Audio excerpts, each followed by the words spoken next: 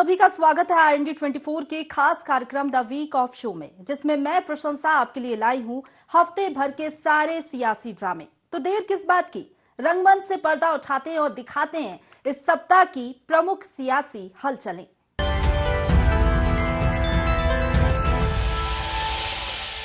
मध्य प्रदेश की राजनीति में इस सप्ताह soft Hindutva versus hard Hindutva की नई जंग देखने को मिली।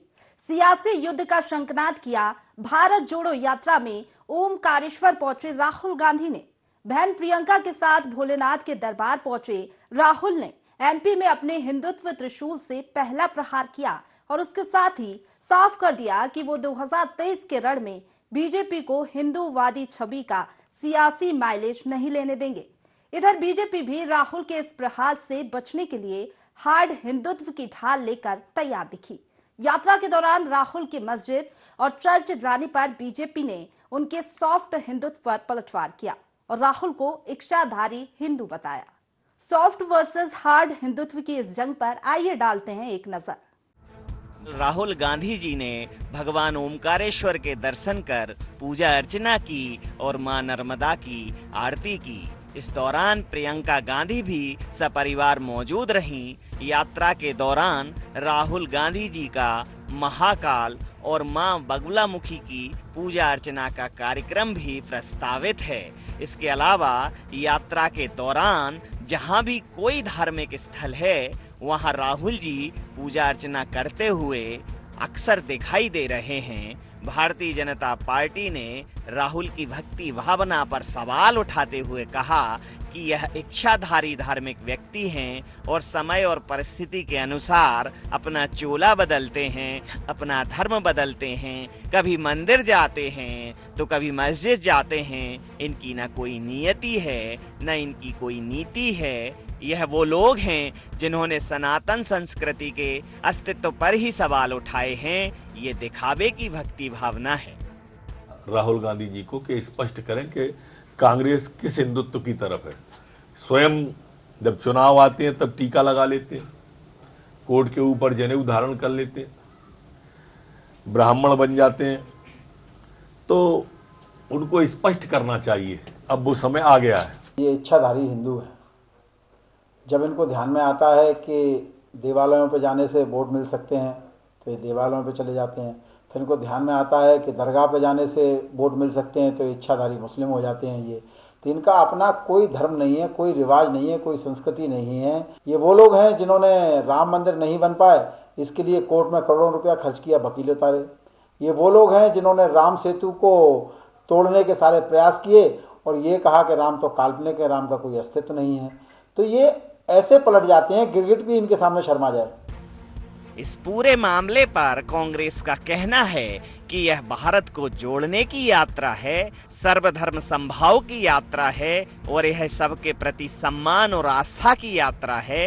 गौरतलब हो कि राहुल गांधी अपनी यात्रा के दौरान बुरहानपुर में दरगाह और गुरुद्वारे पर भी माथा टेक चुके हैं और वह रास्ते में जितने भी धार्मिक स्थल आएंगे या महापुरुषों के स्थल आएंगे उन सब पर राहुल गांधी जी जाएंगे। कांग्रेस का कहना है कि हम किसी धर्म विशेष की राजनीति नहीं करते, हम उन्माद की राजनीति नहीं करते, हम सर्वधर्म समभाव की राजनीति करते हैं। वही इस यात्रा का मुख्य उद्देश्य है।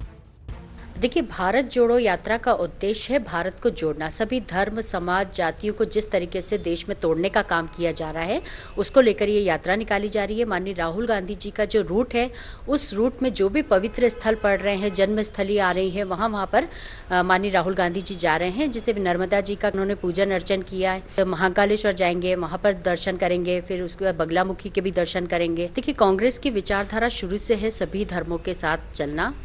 ऐसा नहीं है जिस तरीके से भाजपा दुष्प्रचार करती है इन सब चीजों को लेकर। कांग्रेस पार्टी आज से नहीं, सदियों से, जब से पार्टी की स्थापना हुई है तब से सभी धर्मों को साथ लेकर चलने का कार्य करती है। तो सवाल अब यह उठता है कि यह देश धर्मनिरपेक्षता के सिद्धांत पर चलेगा या धर्म सापेक्षता के सिद्धांत पर। राहुल गांधी जी की यात्रा के दौरान तमाम धार्मिक स्थलों पर उनकी उपस्थिति को लेकर भारतीय जनता पार्टी सवाल उठा रही है कि यह महज चुनावी धार्मिक पर्यटन है। वहीं कांग्रेस का कहना है कि भारत को जोड़ना हमारी यात्रा का उद्देश्य है, कांग्रेस सभी धर्मों में अपनी आस्था रखती है, सभी धर्मों के प्रति सम्मान रखती है। वर्तमान समय में कांग्रेस के ऊपर अल्पसंख्यक समुदाय के तुष्टीकरण और बहुसंख्यक समुदाय की धार्मिक आस्थाओं को दरकिनार करने का आरोप है। तो क्या राहुल अपनी यात्रा से इन सब सवालों के उचित जवाब दे पाएंगे? IND 24 के लिए नवीन पुरोहित की रिपोर्ट। चुनाव में सुमिरन सब करे, बिन चुनाव करे ना कोई। जो बिना चुनाव सुमिरन करे तो सिंहासन दूर काहे को होए। देश के चुनावी भगवान माने जाने वाले किसानों के मन में अक्सर ये ख्याल जरूर आता होगा। चुनावी सीजन में राजनेता किसानों को यूं जपते हैं जैसे साधु राम को। ऐसे में 23 की राह देख रहे मध्य प्रदेश में किसानों का जिक्र ना हो ही नहीं सकता। भारत जोड़ो यात्रा में बाबा महाकाल की नगरी पहुंचे राहुल ने बीजेपी के हार्ड हिंदुत्व की लहलहाती फसल पर किसानों का हल चला दिया। इधर तिलमिलाई बीजेपी किसानों और गरीब के हक की बात करने वाले राहुल गांधी को गरीबी मिटाओ का आईना दिखाने लगी। क्या है पूरा मामला, देखिए रिपोर्ट। भारत जोड़ो यात्रा मध्य प्रदेश के उज्जैन पहुंची और राहुल गांधी जी ने बाबा महाकाल के दर्शन किए। दर्शन के बाद राहुल बोले, यह कांग्रेस की नहीं हिंदुस्तान की यात्रा है। भारतीय जनता पार्टी पर हमलावर होते हुए कहा कि बीजेपी के लोग भगवान के सामने हाथ जोड़ते हैं और जो देश में तपस्या करते हैं उनका अपमान करते हैं, मतलब भगवान का अपमान करते हैं। उन्होंने किसान, मजदूर और छोटे दुकानदारों को भगवान का रूप कहा। राहुल बोले, हिंदू धर्म में तपस्वी की पूजा होनी चाहिए, तो फिर किसान और मजदूर की पूजा क्यों नहीं हो रही है? बस जो मोदी की तपस्या कर रहे हैं उन्हें ही सब कुछ मिल जाता है। हिंदू धर्म कहता है कि तपस्वियों की पूजा होनी चाहिए, तो इस देश में तपस्वियों की पूजा क्यों नहीं हो रही है? जो तपस्या कर रहा है उसको इस देश की सरकार कुछ नहीं देती, और जो नरेंद्र मोदी जी की पूजा कर रहा है उसको सारा का सारे दे देती। दो लोग नरेंद्र मोदी जी की पूजा करते हैं दिन भर और उनको जो भी चाहिए मिल जाता है। करोड़ों लोग सुबह उठते हैं, किसान 4 बजे उठता है, हाथ फट जाते हैं, खून निकलता है, उसका दर्द उसके हाथों में होता है, उसकी तपस्या की निशान उसके हाथों में होती है। और इन सड़कों पे हजारों किसानों से मैंने हाथ मिलाया और हर एक किसान मुझसे ये पूछ रहा है, घूम फिर कर ये पूछ रहा है, राहुल जी इस देश में हम तपस्या करते हैं, इस तपस्या का हमें फल क्यों नहीं मिलता? ये सारा का सारा पैसा उन 3-4 पूजा करने वाले लोगों के हवाले क्यों जा रहा है? गीता में लिखा है कि तपस्या करनी चाहिए और फल नहीं देखना चाहिए, मगर हिंदुस्तान की सरकार का काम जो तपस्या करता है उनको फल देने का है, और कोई काम ही नहीं है इस सरकार का। बीजेपी के लोग भगवान के सामने हाथ जोड़ते हैं और फिर जो इस देश में तपस्या करता है उसको खत्म करते हैं। वहीं राहुल के इस बयान पर भारतीय जनता पार्टी ने पलटवार करते हुए कहा कि गरीबी हटाओ का नारा देने वाली कांग्रेस ने 70 साल में किसान, मजदूर और गरीब के लिए किया ही क्या है। मजदूर और किसान आज कांग्रेस के लिए सिर्फ और सिर्फ चुनावी भगवान हैं। गांव गरीब किसान की समृद्धि का सपना यदि किसी ने देखा है तो वो प्रधानमंत्री नरेंद्र मोदी हैं। तो मुझे नहीं पता कि राहुल गांधी की स्क्रिप्ट कौन लिखता है, वो क्या बोलते हैं। मुझे तो भगवान महाकाल से शिकायत है कि वो भी उनको सद्बुद्धि नहीं दे पाए। आज महाकाल दर्शन के लिए आए थे, अच्छा करते महाकाल लोग के दर्शन भी करते, और जो विकास के काम हो रहे हैं, जो चेतना के काम हो रहे हैं, जो आध्यात्मिक विकास हो रहे हैं, उस पर कम से कम 2 शब्द बोलते, अपना बड़ा दिल करते कि मोदी जी के नेतृत्व में मध्य प्रदेश की सरकार कितना बेहतरीन काम कर रही है। उस पर तो उन्होंने कोई बात की नहीं, लेकिन उनको परंपरागत रूप से जो स्क्रिप्ट लिख के दी जाती है उसको भी ठीक से नहीं पढ़ पाते हैं। दुर्भाग्यपूर्ण स्थिति है। हालांकि जय जवान जय किसान का नारा कांग्रेस ने दिया था। सवाल यह है कि कांग्रेस के शासन में पूर्व प्रधानमंत्री स्वर्गीय लाल बहादुर शास्त्री जी का यह नारा आज भी चरितार्थ क्यों नहीं हो पाया? इसके लिए जिम्मेदार कौन है? जैसा कि सर्वविदित है, भारत गांवों का देश है। भारत की आत्मा गांवों में बसती है। किसान इस देश का भाग्य विधाता है, अन्नदाता है, मजदूर इस देश का निर्माता है। फिर भी 2 वक्त की रोटी को किसान भी मजबूर है, मजदूर भी मजबूर है। तो इसके लिए कौन नीति नियंता जिम्मेदार हैं? किसान और मजदूर को भगवान तो कह दिया, लेकिन भगवान सालों से भूखा है, तंगहाल है। इसके लिए जिम्मेदार कौन है? देखना दिलचस्प होगा कि भगवान यानी कि मजदूर और किसान का आशीर्वाद 23 और 24 के चुनावों में किसको मिलता है। विलियम शेक्सपियर का एक मशहूर कोट है कि नाम में क्या रखा है, लेकिन लगता है कि भारतीय राजनेता इस मामले में शेक्सपियर से ताल्लुक नहीं रखते। तभी देश में जहां देखो नेम पॉलिटिक्स देखने को मिल रही है। कोई जगह का नाम बदल रहा है तो कोई पूरे जिले का। नेम पॉलिटिक्स करने वाले इन राजनेताओं की लिस्ट में नया नाम जुड़ गया है, भारत जोड़ने निकले राहुल गांधी का। लेकिन राहुल किसी जगह का नाम नहीं बदल रहे, बल्कि अपना ही नाम पहचानने से इनकार कर रहे हैं। भारत जोड़ो यात्रा के दौरान राहुल ने कहा कि वो राहुल गांधी को पीछे छोड़ आए हैं। राहुल के इस बयान से उनके नाम के साथ जुड़ी पप्पू की छवि को जोड़कर देखा जा रहा है। लेकिन क्या नाम बदलने से व्यक्तित्व बदलता है, और क्या राहुल नाम बदलकर अपनी पुरानी छवि को धो पाएंगे? देखिए रिपोर्ट। राहुल गांधी जी इंदौर में आयोजित प्रेस वार्ता में अपने विरोधियों को छठी का दूध याद दिलाने के अंदाज में बात कर रहे हैं।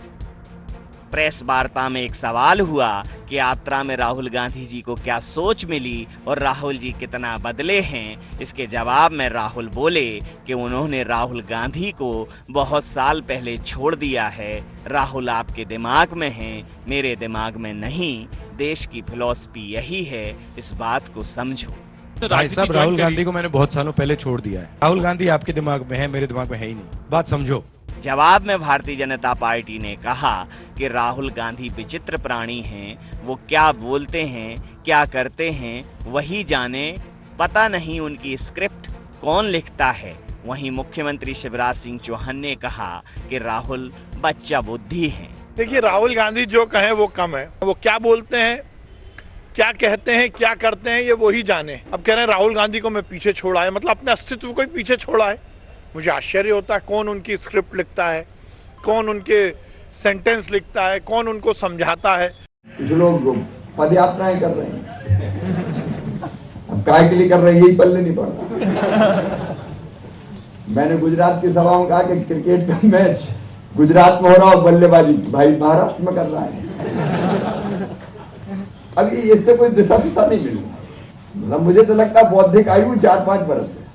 तो जनाब, राहुल गांधी अब राहुल गांधी नहीं हैं। बात हैरान करने वाली तो है, क्योंकि राहुल ही निकले थे यात्रा लेकर। यात्रा में किस जगह पर कौन से मोड़ आए जहां राहुल को छोड़ आए, और क्यों छोड़ आए? आखिर राहुल की इस बात के मायने क्या हैं? राहुल गांधी आपके दिमाग में हैं, मेरे में नहीं। उनकी इस बात के भी मायने क्या? भारतीय जनता पार्टी तंज कसते हुए कह रही है कि राहुल की बातों को दिलो दिमाग पर मत लीजिए, क्योंकि राहुल को समझना मुश्किल ही नहीं, नामुमकिन है। इस सप्ताह की अगली सियासी फिल्म दिखाने से पहले हम आपको फ्लैशबैक में ले जाना चाहते हैं। वो साल था 1999। लोकसभा में अपना भाषण देने के लिए खड़े हुए तत्कालीन प्रधानमंत्री अटल बिहारी वाजपेयी कुछ ऐसा कह गए जिससे पूरा सदन तालियों की गड़गड़ाहट से गूंज उठा। विपक्ष तक अपने हाथ नहीं रोक पा रहा था। भाषण में वाजपेयी अपने और जवाहरलाल नेहरू की तीखी बहस और उसके ऑफ द कैमरा रिएक्शन सुना रहे थे। वाजपेयी ने बताया कि किस तरह दोनों राजनेताओं के बीच का मतभेद कभी मनभेद में नहीं बदला। अब ना वो दौर है, ना वैसे राजनेता। वर्तमान पॉलिटिक्स में राजनेता भाषा की मर्यादा मानो भूल चुके हैं। पीएम मोदी के लिए कुछ ऐसा ही विवादित बयान दिया गुजरात के गदर में उतरे कांग्रेस अध्यक्ष मल्लिकार्जुन खड़गे ने। आखिर ऐसा क्या कह गए खड़गे? देखिए रिपोर्ट। तुम्हारे को तुम्हारी सूरत कितनी बार देखी? क्या आपके रावण के जैसा 100 मुख है क्या? देश के किसी राज्य में इलेक्शन हो और माननीय की जुबानों से अपने विरोधियों के खिलाफ कोई बिगड़े बोल न निकलें, ऐसा कभी हो नहीं सकता। जी हाँ, गुजरात का रण जैसे जैसे आगे बढ़ रहा है, वैसे वैसे भाषाई स्तर भी लगातार गिरता जा रहा है। गुजरात के समर में उतरे कांग्रेस के राष्ट्रीय अध्यक्ष मल्लिकार्जुन खड़गे ने एक बार फिर मोदी पर करारा वार किया। जहां पहले खड़गे ने पीएम मोदी कितने को बार झूठ झूठों का बोलेंगे? सरदार कहा झूठ था, पर झूठ, ये झूठों के सरदार है। वहीं अब पीएम मोदी की तुलना रावण से कर दी। म्यूनसिपालिटी के इलेक्शन आते हैं, कॉर्पोरेशन के चुनाव आते हैं, मोदी को वोट दो।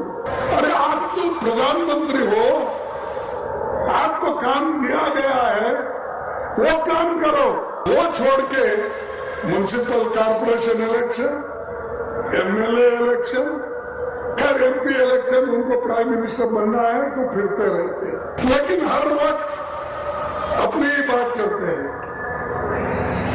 आप किसी को मत देखो, मोदी को देखकर वोट दो। भाई तुम्हारे को तुम्हारी सूरत कितनी बार देखना, कितने भाई, क्या आपके रावण के जैसा 100 मुख है, क्या है, समझ में नहीं आता। इधर खड़गे ने बयान दिया, उधर सियासी घमासान मच गया। भारतीय जनता पार्टी ने कांग्रेस पर सवालों की बौछार कर दी। सीएम शिवराज सिंह चौहान ने खड़गे के प्रधानमंत्री मोदी पर दिए बयान को 130 करोड़ भारतीयों का अपमान बताया और कहा कि कांग्रेस की स्थिति विनाशकाले विपरीत बुद्धि जैसी है। आरोपों के बौछारों की झड़ी यहीं नहीं थमी। गृह एवं जेल मंत्री डॉक्टर नरोत्तम मिश्रा ने तंज कसते हुए कहा कि उम्र के 80 वसंत पूरे हुए और राहुल का असर शुरू हो गया। जाको प्रभु दारुण दुख देहि, बाकी मति पहले हर लेहि, विनाश काले विपरीत बुद्धि। और इसलिए ऐसी टिप्पणी वो कर रहे हैं। ये 130 करोड़ भारतीयों का अपमान है। प्रधानमंत्री जी जनता के दिलों में बसे हुए हैं। जनता का केवल विश्वास नहीं, श्रद्धा है उन पर, और गुजरात में कह के आए हैं। अब कांग्रेस का सूपड़ा साफ होना तय है, जनता जवाब दे। उम्र के 80 बसंत पूरे हुए और राहुल का असर शुरू हुआ। आपने तो रावण के ही 100 सिर बना दिए, दशानन को स्वशासन बना दिया आपने। आदरणीय खड़गे जी, मोदी जी वैश्विक नेता के रूप में विश्व स्वीकार कर चुका है उन्हें। और आपका ये बयान रावण वाला, ये अकेली गुजरात की जनता का अपमान नहीं है। प्रधानमंत्री का पद एक गरिमामयी पद होता है, वो राष्ट्र से जुड़ा होता है, राष्ट्र के स्वाभिमान और सम्मान से जुड़ा होता है। ये पूरे देश का अपमान है। वहीं इस पूरे मामले पर कांग्रेस के तमाम नेता अपने राष्ट्रीय अध्यक्ष मल्लिकार्जुन खड़गे का बचाव करते नजर आए। सही बात खड़गे जी ने कही है कि स्पष्ट है देश के साथ जो अहंकार चल रहा है और जिस तरीके से अहंकार के रूप में बीजेपी कर रही है, ये रावण के अहंकार का प्रतीक है और इसी प्रतीक के माध्यम से देश को गुमराह किया जा रहा है। माफी वो लोग मांगे जिन्होंने इस देश को गुमराह करके मत लेने का काम किया, पर आज देश के मूल मुद्दों से भागते हुए रोज इधर उधर की बात कर। गौरतलब है गुजरात में 1 दिसंबर को पहले चरण का चुनाव है। गुजरात में लंबे वक्त से भारतीय जनता पार्टी का कब्जा है और हर सियासी दल भारतीय जनता पार्टी की लंबी पारी को खत्म करने में पूरे जी जान से जुटा है। यह बात अलग है कि गुजरात में चुनाव है और राहुल गांधी जी की यात्रा गुजरात के ठीक बगल से स्थित प्रदेश यानी कि मध्य प्रदेश से गुजर रही है। बीच बीच में राहुल गांधी जी भी यात्रा से ब्रेक लेकर चुनाव प्रचार के लिए जाते हैं। सभी सियासी दलों का अपना अपना जोर है, लेकिन सियासी रण में गिरती भाषा की मर्यादा निश्चित रूप से निंदनीय है। गौरतलब हो कि जब जब भी मोदी के लिए गलत भाषा का इस्तेमाल हुआ है, तब तब भारतीय जनता पार्टी को इसका लाभ मिला है। तो मल्लिकार्जुन खड़गे के इस बयान का भारतीय जनता पार्टी को क्या लाभ मिलता है, देखना दिलचस्प रहेगा। राम नाम की लूट है, लूट सके तो लूट, अंतकाल पछताएगा जब हिंदू वोटर जाएंगे छूट। कबीर के दोहे का ये अपडेट वर्जन वर्तमान राजनीति में एकदम सटीक बैठता है। भारतीय सियासत में इन दिनों राम भक्त होने की होड़ मची हुई है। आस्था के केंद्र भगवान राम राजनीति का केंद्र बने हुए हैं। एमपी में भारत जोड़ो यात्रा के अंतिम दिन राहुल गांधी सिया राम की सियासत छेड़ गए। राहुल ने बीजेपी के श्री राम कहने पर आपत्ति जताई और सिया राम ना कहने के पीछे इसे आरएसएस की महिला विरोधी मानसिकता बताया। बस राहुल के इतना कहने की देर थी कि बीजेपी ने उन पर हिंदू धर्म की अज्ञानता के तीरों की बौछार कर दी। जय श्री राम, चौकिए मत, यह नारा अब धर्म से ज्यादा राजनीति का मुद्दा बन चुका है। राहुल गांधी जी ने अपनी भारत जोड़ो यात्रा के दौरान सभा में यह कहा कि जो भारतीय जनता पार्टी और आरएसएस के लोग हैं वह जय सिया राम नहीं बोलेंगे क्योंकि उनको माता सीता का नाम लेने में परेशानी है। उनकी मानसिकता महिला विरोधी है और इसका प्रमाण यह है कि आरएसएस में कोई भी महिला पदाधिकारी नहीं है, ना ही महिला कार्यकर्ता है। राहुल गांधी ने कहा कि यह लोग जय सिया राम और हे राम क्यों नहीं कहते और यह भी कहा कि राम की भावना को भारतीय जनता पार्टी समझती नहीं है। बीजेपी के लोग जय श्री राम करते हैं मगर कभी जय श्री राम और हे राम क्यों नहीं करते, क्योंकि वे सबसे पहले जिस भावना से राम ने अपनी जिंदगी जी उस भावना से अपनी जिंदगी नहीं जीते हैं। जो उनकी भावना थी, जो उनका जीने का तरीका है, उसको आरएसएस के लोग और बीजेपी के लोग नहीं अपनाते। वो सिया राम जय श्री राम तो कर ही नहीं सकते क्योंकि उनके संगठन में एक महिला नहीं है, तो वो जय सिया राम का संगठन ही नहीं है क्योंकि उनके संगठन में महिला तो आ ही नहीं सकती, सीता तो आ ही नहीं सकती, सीता को तो बाहर कर दिया।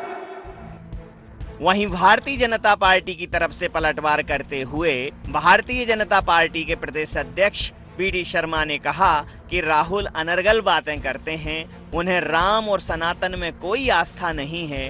वहीं मध्य प्रदेश सरकार के प्रवक्ता गृह मंत्री डॉक्टर नरोत्तम मिश्रा ने तंज कसते हुए कहा कि राहुल बाबा का जो ज्ञान है वह बाबा ब्लैक शीप तक ही सीमित है। न उन्होंने कभी गीता के पन्ने पलटे होंगे, न उन्होंने कभी रामायण पढ़ी होगी। उन्हें पता ही नहीं है कि श्री शब्द माँ लक्ष्मी का संबोधन है, श्री माता सीता के नाम का प्रतीक है।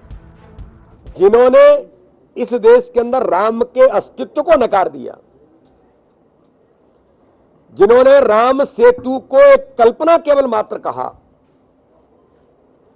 और उस राम सेतु को तोड़ने के लिए तैयार हुए, ये वो कांग्रेस है। आज उन्हें ये याद आने लगा कि भारतीय जनता पार्टी या आरएसएस के लोग जय श्री राम बोलते हैं, जय सिया राम नहीं बोलते हैं। अरे राहुल गांधी जी, आपको इस देश का न मर्म पता, न संस्कृति पति, न आपको कुछ पता। गांव के अंदर आप निकलेंगे तो सुबह सुबह आपको पूरा भारत जय श्री राम करते ही दिखाई देगा। पता नहीं कौन सलाहकार है जो ऐसी छोटी और हल्की चीजों को लाने का प्रयास करता है। अरे मुद्दों पर बात करिए। राहुल बाबा का ज्ञान मुझे लगता है बाबा ब्लैक शीप तक ही सीमित है। राम की शुरुआत श्री से ही होती है और श्री जो है विष्णु भगवान जी की पत्नी लक्ष्मी और सीता जी के लिए प्रयोग होता है। जरा खोल के तो देख लें इतिहास। रामायण, हालांकि वो रामायण पढ़ेंगे नहीं, गीता के पन्ने पलटे शायद नहीं होंगे। श्री राम कृष्ण और विष्णु जी के अवतार हैं। श्री लक्ष्मी जी के नाम के आगे लगता है और इन्हीं नामों के आगे श्री इसीलिए लगाया जाता है। मुझे लगता है आपको उन्हीं पंडित ने ये बताया होगा जिन्होंने मंदिर का केक बना के माननीय कमलनाथ जी से कटवाया था। कुल मिलाकर धर्म और आस्था अब राजनीति का मुख्य मुद्दा हैं। दोनों राजनीतिक दल राम को राजनीति का केंद्र बिंदु बनाने में कोई कसर नहीं छोड़ रहे हैं। कहना लाजमी होगा कि अगर वोट चाहिए तो आओ राम की तरफ, और अगर कम पड़े वोट तो फिर जाओ दाम की तरफ, पर भूलकर भी बात नहीं करना जनता के काम की तरफ। न बेरोजगारी की बात होगी, न महंगाई की बात होगी, न भुखमरी की बात होगी। रामचरितमानस में गोस्वामी तुलसीदास जी ने लिखा है कि हरि व्यापक सर्वत्र समाना, प्रेम ते प्रकट होए मैं जाना। लेकिन हे प्रभु, प्रेम तो है ही नहीं।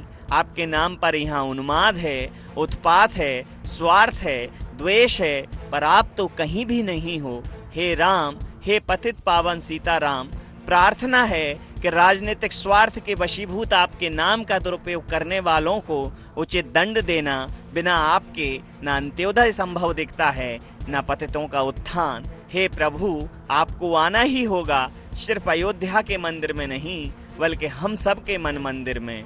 जय सिया राम, सीताराम, जय श्री राम। IND 24 के लिए नवीन पुरोहित की रिपोर्ट।